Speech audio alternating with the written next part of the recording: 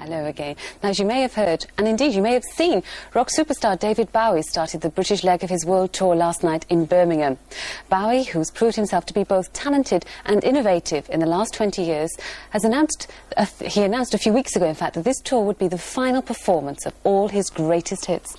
Some thought, eh? One of those hits was Dancing in the Street, which he sang with Mick Jagger, and in the first part of an exclusive interview with Paul Gambaccini, Bowie explains why his performance at Live Aid was one of the highlights of his long career. Emotionally, I think it was probably one of the highlights of anything that I've done. I mean, the emotional punch that carried for all of the artists that were working on that was just irreplaceable. I don't think we'll see the likes of that again. It was sensational coming together. It's something that I'm sure Bob had no idea would take on the proportions that it did take on and carry the weight of responsibility that it carried at the time, and forever will as a landmark of what popular music can achieve. I recall even be as symbolic as it was, because no amount of those kind of fundraisers will ever eradicate a problem. That's a governmental decision and a governmental directive. They have to get behind those things. But a ball can be started rolling by something like that.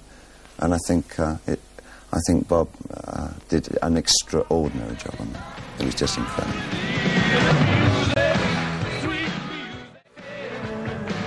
The only negative factor that one can see in those kinds of concerts, that it's like saying the same thing too many times. It's not received anymore, you know. I wonder if that happens. I'm not sure. I don't know. Maybe I'm very wrong about that. You mentioned Iggy Pop. What was the appeal of him that made you work with him on his own album and then return to work with him?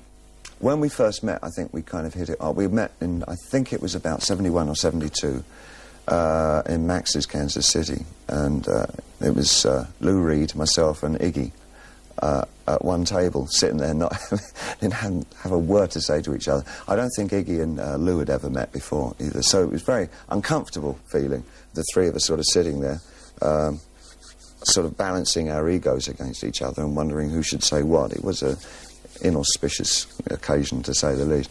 But within a week or so of that, I got to know both of them very well separately.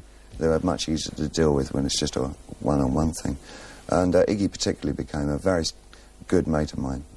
I'd always admired him because we're so unlike each other, radically unlike each other. And that's probably, I think, I've always felt that's usually the basis of an excellent friendship.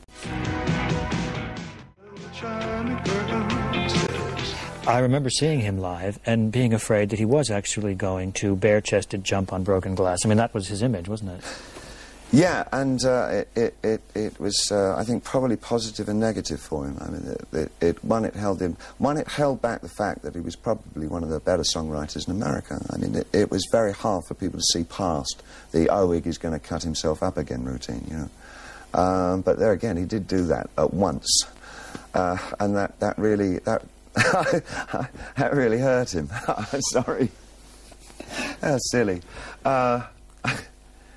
It really got in the way of him developing as an artist.